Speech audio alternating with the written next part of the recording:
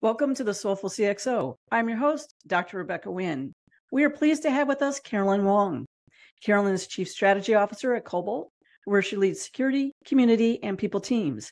She hosts the Human of InfoSec podcast, teaches cybersecurity courses on LinkedIn Learning, and has authored 2 books, including the popular textbook, Security Metrics, A Beginner's Guide. Throughout her career, she has been working to boost the number of women in the field and is an advocate for workplace equality. Caroline, it's so great to see you again. Welcome to the show. Dr. Rebecca, what a pleasure it is to get to spend some time with you today. Thank you for the invitation. Right now, a lot of people are in flux. There's a lot of people who are getting laid off, or they're finding that maybe a company they work for has had a lot of changes, whether it's culture or leadership changes. How did you navigate that to get to your next level? Because it's really been a struggle for a lot of people right now, especially in our industry. I asked for a lot of help and I stayed dedicated, just trying to put one foot in front of the other. I was trying to be kind to myself. A job search is a process filled with rejection and it takes longer than you think. I found myself saying, look, I want to try and acknowledge what's in my control and what's out of my control. What's in my control is the words I put on my resume. What's in my control is the people I reach out to, that I ask for help, that I ask for advice, that I ask for a perspective. What's in my control is how I show up to any interview and the energy that I bring to that interview and the preparation that I do for that interview. But there's also so many things outside of my control. I don't control what roles are open at what organizations. I don't control anything about who the hiring manager is, what their criteria is, what any of their different ways of thinking about me or any of the other candidates are. I don't control the other candidates and how qualified they are. So I think that really was something that I tried to focus on, which is to say, understanding what's in my control and what's outside my control, and trying really hard to focus energetically on the things that are in my control and try and let go of the things that are outside of my control. When you talk about what's inside your control, skill sets, one of the things I use the Venn diagram a bit to do, not only about philosophically and spiritually what I want to do, but I'm looking at what kind of businesses resonate with me and doesn't resonate with me, and what type of people inside those businesses. Because sometimes the business is right, but the people inside. Do you do something along those lines? Do you have some, nuggets along those lines that you can share on how you work through that? I'll tell you how I think about these things. I really want to make a big positive impact. As I was evaluating roles, I thought, what's a job where I can positively impact a lot of people? One of the roles that I was talking to was for a really major, very well established, very well respected security company. They wanted me to train their developers on secure coding. I thought, that's cool, but I want to have a bigger impact than that. Certainly, something really important to me is this a business that solves a really important problem? Do I think that this business can be wildly successful? This is also how I evaluate extracurricular activities. So advisory roles, volunteer work, where I put my time in mentoring or advisory work. I'll say, do I believe in this organization's mission and purpose? Does that align with me? Do they have a strong way to solve the problem? Is this a real business problem? Are they solving it? Do I think this business is going to be wildly successful? Thing number 2 is, who are the people?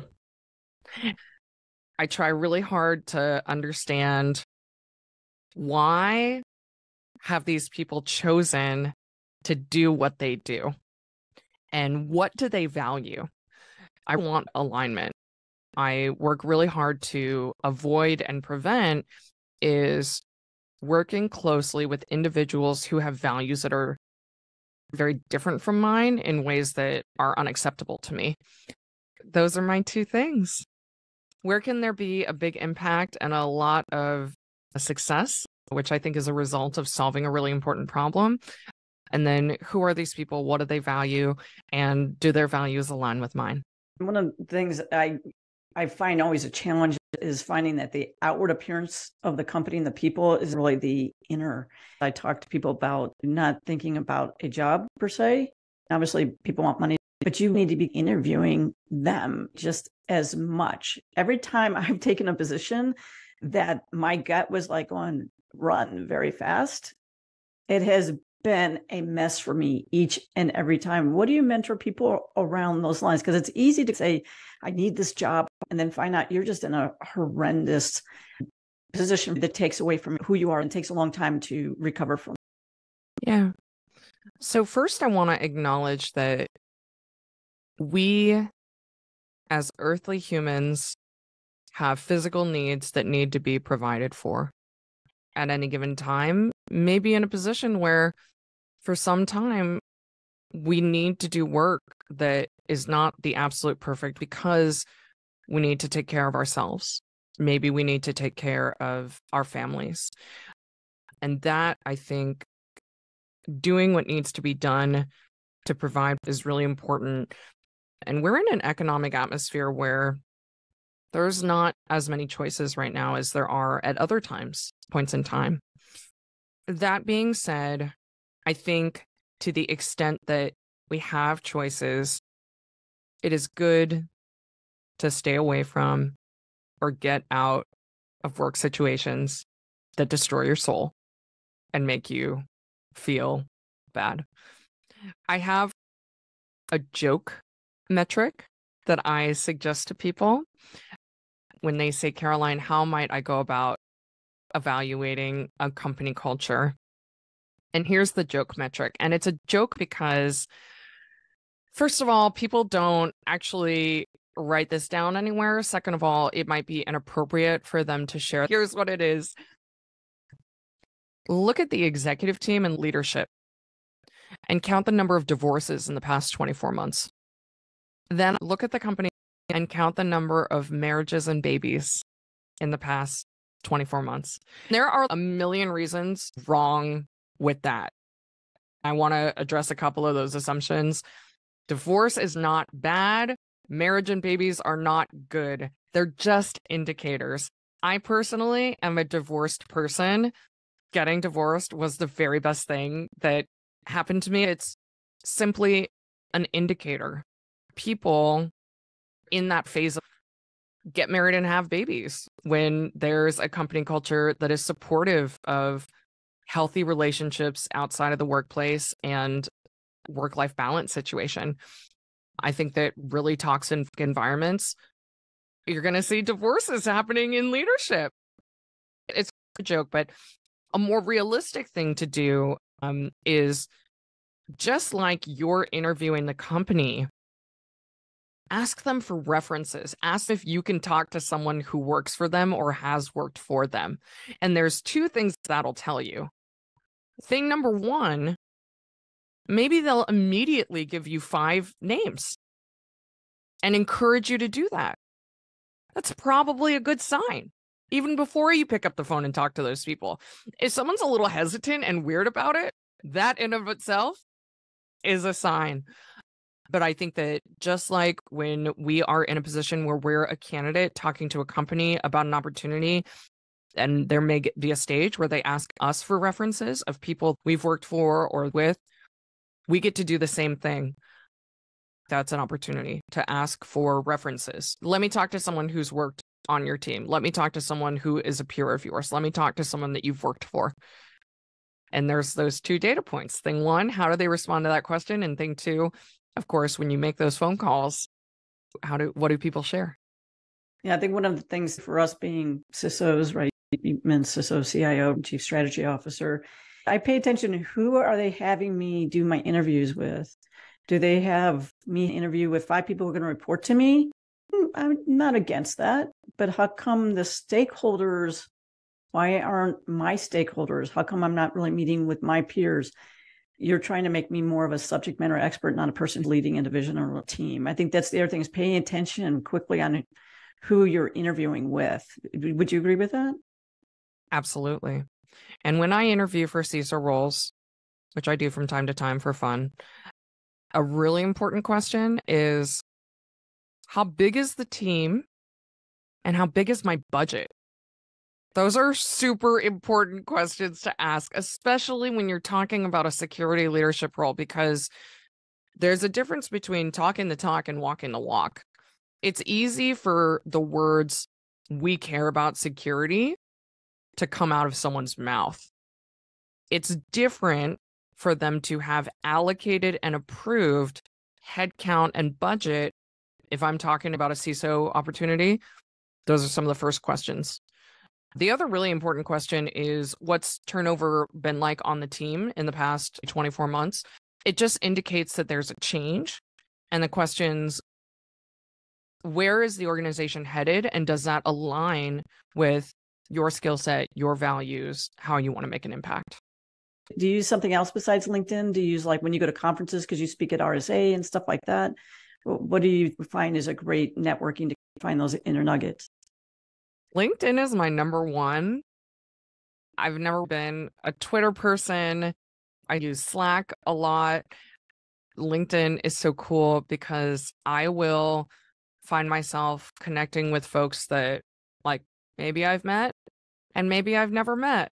And I think that it's surprising to me, if you reach out and ask a question, some people ignore you, some say no, but some are delighted to have a conversation. You're curious about someone's perspective, just ask. I agree with you 100% on that. I tell people, they're like, who do you mentor? And I said, I think you seek out mentors. I have Ann Kabuki, and you and I have talked multiple times too, but Jim Roth, Teresa Payton. And I said, how did you get them to be mentors? I said, I asked. They don't meet me every week, but I'm like, Jim, I'm struggling with X. Can I find 15 minutes or 20 minutes on your calendar so we can walk through it? You just need to ask, but come with a heart. One of the things I've been thinking about and learning about in the past couple of years is change. I think that as humans, it's really natural for us to like things to stay the same, particularly if we have this impression that things are quote unquote good. We want them to stay that way.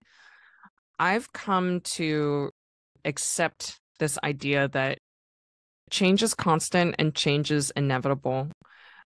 And so I've been trying to shift my own mindset from one where, if I perceive a particular stage to be quote unquote good and trying to, like, hold on to that, when change comes, I try to recognize that, like, this moment right now and now this moment right now, like, they're different.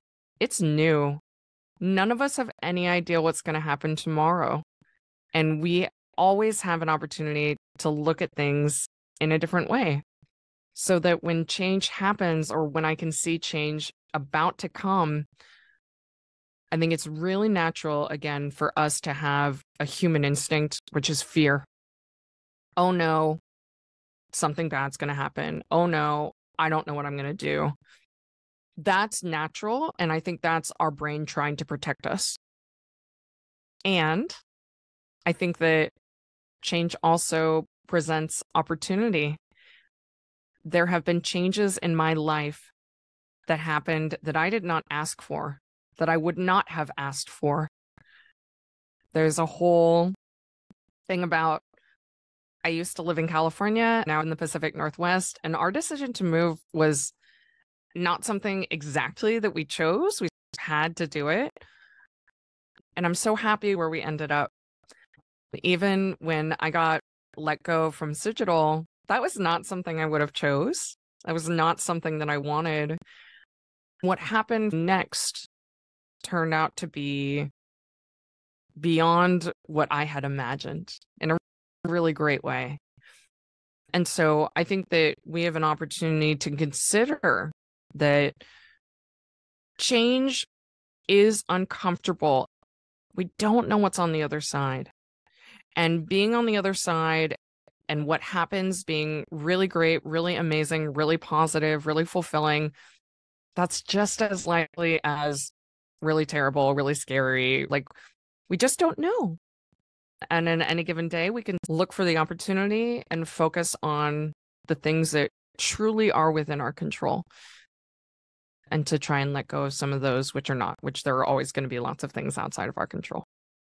Caroline, our time has flown by. I do teach LinkedIn Learning courses, and on my profile, you can find links to view those at no cost. So I'd invite folks to check those out and let me know what you think. This is so great. Thank you so much for having me.